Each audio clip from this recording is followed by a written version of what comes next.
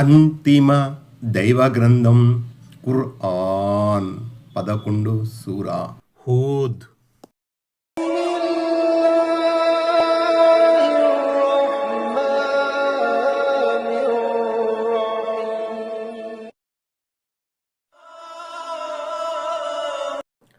ఆయత్ నంబర్ 114.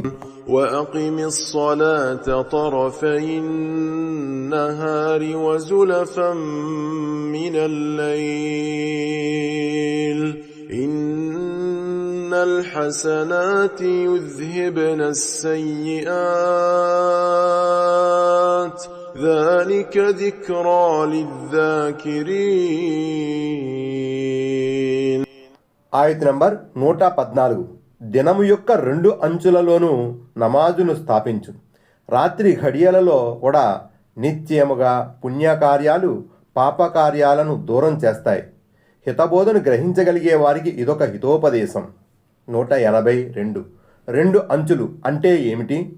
సూర్యోదయానికి ముందు, సూర్యాస్తమయం తరువాత, మగ్రిబ్ సమయంలో చేసే నమాజు అని కొందరు భావిస్తున్నారు. కేవలం ఇషా నమాజు అని మరికొందరు అన్నారు.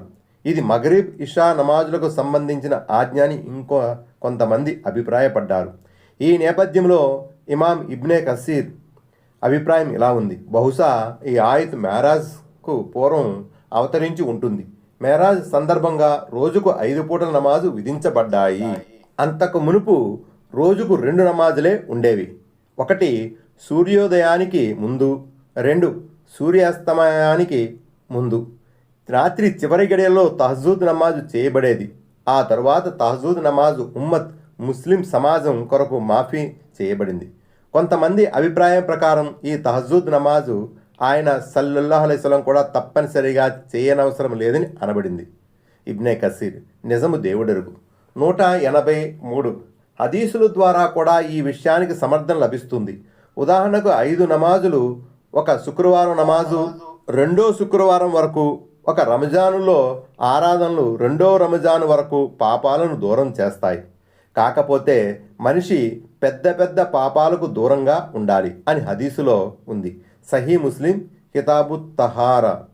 మరో హదీసు ప్రకారం దైవ ప్రవక్త సల్లల్లాహు అలైహి వసల్లం ఇలా ప్రవచించారు. చెప్పండి, మీలో ఎవరి వాకిలి ముందైనా ఒక పెద్ద కాలువ ఉండి అతను ప్రతిరోజు అందులో 5 సార్లు స్నానం చేస్తూ ఉన్నట్లయితే అప్పటికీ అతని శరీరంపై దుమ్ము ధూళి పేరుకుని ఉంటుందా?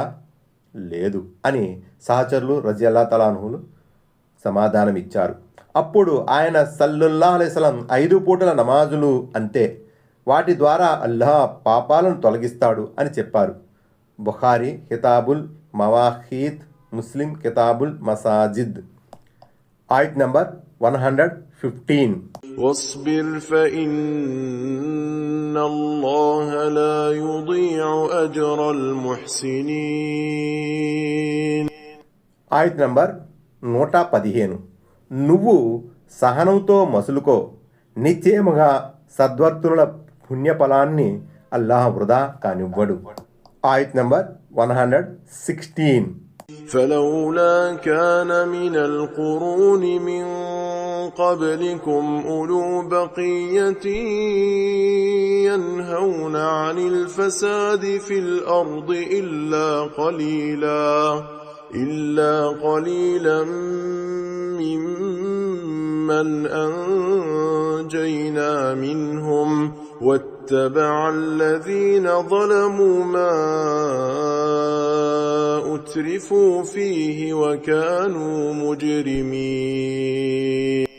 ఆయత్ నంబర్ 116.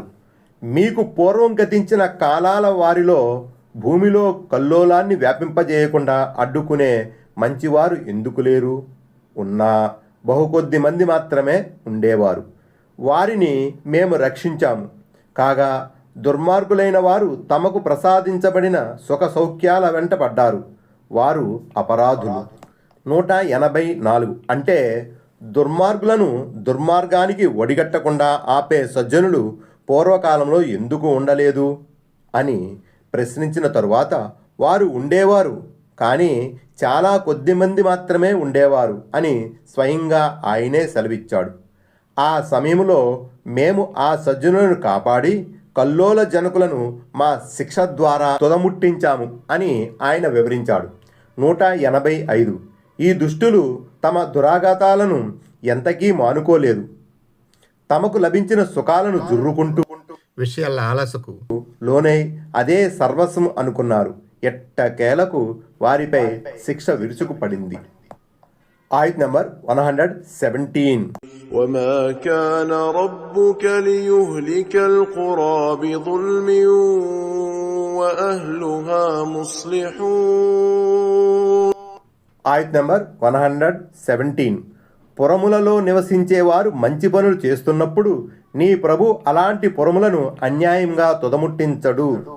ఆయత్ నంబర్ 118. ولو شاء ربك لجعل الناس أمة واحدة ولا يزالون مختلفين. ఆయత్ నంబర్ 118. నీ ప్రభువు గనుక తలుచుకుంటే మనుషులందరినీ ఒకే సమూహంగా చేసి ఉంచేవాడు, కానీ వారు మాత్రం విభేదించుకునేవారుగానే ఉంటారు. ఆయత్ నంబర్ 119. إلا من رحم ربك ولذلك خلقهم وتمت كلمة ربك لأملأن جهنم من الجنة والناس أجمعين. ఆయత్ నంబర్ 119. కానీ నీ ప్రభువు దయచూపిన వారు మాత్రం అలా చేయరు. ఆయన వారిని పుట్టించిందే అందుకోసం. నేను నరకాన్ని జిన్నాతులు మనుషులు అందరితోనూ నింపుతాను అని నీ ప్రభు అన్న మాట నెరవేరింది. 186. అందుకోసం అన్న పదంపై ద్వంద్వాభిప్రాయాలున్నాయి. ఈ పదాన్ని కొందరు అభిప్రాయ భేదం అన్న భావంలో తీసుకోగా, మరికొందరు దైవకారుణ్యం అన్న అర్థంలో తీసుకున్నారు. రెండు విధాలుగా తీసుకున్న పూర్వరంగం మాత్రం ఒక్కటే, అదే మానవాళిని పరీక్షించడం. సత్యధర్మం విషయంలో విభేదించి తనదైన అభిమతాన్ని అవలంబించేవాడు పరీక్షలో తప్పుతాడు. సత్యధర్మాన్ని నమ్మి నడుచుకునేవాడు పరీక్షలో ఉత్తీర్ణుడవుతాడు, దైవ కారుణ్యానికి నోచుకుంటాడు. 187. ఈ విషయం దేవుని విధివ్రాతలో అంతర్భాగం. మానవులు జిన్నాతులలో కొందరు స్వర్గలోకానికి అర్హతను సంపాదించుకోగా కొందరు నరకాగ్నికి పాత్రులుగా నిలుస్తారు. ఆ విధంగా స్వర్గ నరకాలు మానవులు జిన్నాలతో నింపబడతాయి. హదీసుల ద్వారా కూడా ఈ సంగతి రూఢి అవుతుంది. ఒక హదీసు ప్రకారం మహనీయ ముహమ్మద్ సల్లల్లాహు అలైహి వసల్లం ఇలా ప్రవచించారు: స్వర్గం నరకం పరస్పరం వాదులాడుకున్నాయి. నాలోకి వచ్చేవారంతా బలహీనులు, అట్టడుగు వర్గాల వారే ఉన్నారందుకని అని స్వర్గం అన్నది. నాలోకి వచ్చేవారంతా పొగరుబోతులు, గర్విష్ఠులు, అధికార మదాంధులు అయి ఉంటారు తెలుసా అని నరకం అన్నది. అప్పుడు అల్లాహ్ స్వర్గాన్ని ఉద్దేశించి, నువ్వు నా కారుణ్యానికి ప్రతీకవు, నీ ద్వారా నేను తలచిన వారినల్లా కరుణిస్తాను అని అన్నాడు. అలాగే ఆయన నరకాన్ని ఉద్దేశించి, నువ్వు నా శిక్షకు ప్రతీకవు, నీ ద్వారా నేను కోరిన వారిని శిక్షిస్తాను అన్నాడు. ఆయన స్వర్గ నరకాలను రెండింటినీ నింపేస్తాడు. స్వర్గంలో సదా ఆయన అనుగ్రహం ఉంటుంది. అల్లాహ్ మరికొన్ని ప్రాణులను కూడా సృష్టిస్తాడు. వారు స్వర్గములో మిగిలి ఉన్న స్థలాలలో నివసిస్తారు. కానీ నరకస్థితి దీనికి భిన్నంగా ఉంటుంది. ఎంతో మంది నరకవాసులు అందులో చేరినప్పటికీ అది ఇంకా ఎందరు మిగిలిన్నారు అని ఆవురావురు మంటుంటుంది. అప్పుడు అల్లాహ్ అందులో తన కాలు మోపుతాడు. అప్పుడు అది చాలు చాలు, నీ గౌరవ వైభవాల సాక్షిగా అని అంటుంది. సహీ బుఖారీ కితాబు తౌహీద్, ముస్లిం కితాబుల్ జన్నా. ఆయత్ నంబర్ 120. وكلا نقص عليك من أنباء الرسل ما نثبت به فؤادك وجاءك في هذه الحق وموعظة وذكرى للمؤمنين. ఆయత్ నంబర్ 120. ఓ ప్రవక్త, ప్రవక్తల ఈ సమాచారాలన్నిటినీ మేము నీ మనోనిబ్బరం కోసం నీకు తెలియపరుస్తున్నాము. ఈ సూరాలో కూడా నీకు సత్యం లభించింది. విశ్వాసులకు ఇది హితోపదేశం మరియు జ్ఞాపిక.